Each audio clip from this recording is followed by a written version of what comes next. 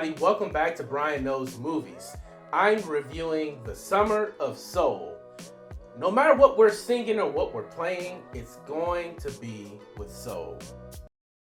Are you ready, black people? Are you ready? Are you really ready? Are you ready to listen to all the beautiful black voices, the beautiful black feeling, the beautiful black waves moving in beautiful air? Are you ready, black people? Are you ready? Normally, I only review one movie a week, but I went and saw this movie. It was the directorial debut of Amir Thompson, who's better known as Questlove from The Roots. And it's this documentary called The Summer of Soul. I didn't know what to expect, but guys, this movie blew me away. It tells the story of the Harlem Cultural Festival that took place in Harlem in 1969. It was a 6-week-long concert featuring some of the greatest African-American bands and acts and musicians that you've ever seen. It was overshadowed though because Woodstock happened the same summer. But still, it was something that was so amazing, so breathtaking. I didn't understand why I'd never heard of this concert before. Come to find out, the concert never was really publicized. This film of the concerts was sitting in somebody's basement for almost 50 years, guys. So this is the first time we're seeing this footage. When I'm talking about some of the biggest names of 1969, you had Stevie Wonder, you had B.B. King, you had the Staple Singers, you had Mahalia Jackson, Sly and the Family Stone, The Fifth Dimension, you name it, they were there. I'm trying to think of, Nina Simone was there. It was such a huge cultural event, no pun intended, that it's something that just speaks to you. So Questlove makes some really interesting decisions with this documentary, from the interviews that he does to the way that he puts the different clips together from the cultural festival, the way that he interweaves clips from other musicians and talent that are being interviewed at the time to set the stage of what was happening politically in 1969. We were on the other end of the 1968 riots that happened in Harlem. People were poor. People were dealing with the grief of losing Martin Luther King just that year, from losing Malcolm X, who was from Harlem. There was a lot of pain and anguish happening in the community. And this cultural festival gave musicians, but also the people who came to the concert, an outlet to express themselves, not only the pain that they're feeling, but also the joy and where they want to move the country forward.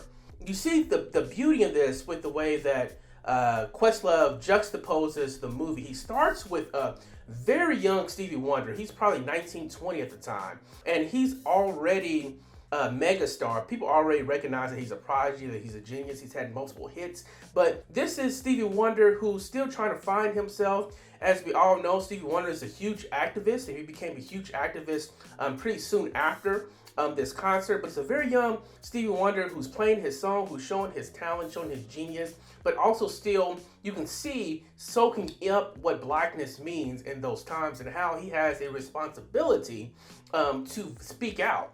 You see that, but then at the end of the movie, he has Nina Simone, who's fully realized, who's fully herself, who's fully black, who's unapologetic about it, who's all about revolution, who does not care what people think about her, and she is singing songs of revolution to the people.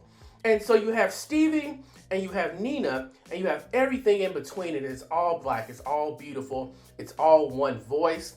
You see classic Motown acts like Gladys Knight and the Pips, David Ruffin, to Sly and the Family Stone, who was completely out there at the time with the music that he was producing, a precursor to funk, a precursor to Michael, a precursor to Prince. Sly was doing his thing. You had B.B. King, the legend, already in 1969, the king of blues. You had this gospel that was happening in the middle of this concert with Mahalia Jackson and the Staple Singers and the Hawkins Band. You had Jesse Jackson there, who's talking about the pain that we felt from losing Martin, while Mahalia Jackson sings in the background. There was so much emotion in this concert that it was just black at its most beautiful. Also, you learn about things that I didn't know. I'm 36. I thought I knew something about the 60s and 70s. There's this group called the Fifth Dimension I had never heard of before. There's this song Aquarius that I thought white people sung, to be honest with you, but it was a pop song. It was a pop group from St. Louis that was doing this music that was looking for validation from the black community because they loved pop music, but they were fully black as well. And guess what? That crowd accepted them and they were vibing with them too. So I'm doing this video because obviously you can tell, see it, stream it, or skip it. This is a see it all the way. Please go see this documentary in theaters. It needs the support. The better the box office, the more likely we're going to get films like this. It's going to be showing on Hulu. In fact, I think it's streaming on Hulu already. But while it's in theaters, I'm telling you, the experience of the sound in the theater is incredible. Go see it. But hey, what do I know? I'm just a guy that loves movies. And I love this film. To me, this is the best movie I've seen this summer. Please go see it yourself and let me know if you agree with me in the comment section below. Let me know what you think of it, about Questlove's directorial debut. I tell you this, there better be some Oscar buzz. In fact, there better be an Oscar win for Best Documentary coming next season, during the Oscar season. I don't know what else is coming out documentary-wise, but I doubt it's going to be as good as this. But anyway, thank you so much for your support. I will see you at the theaters next week.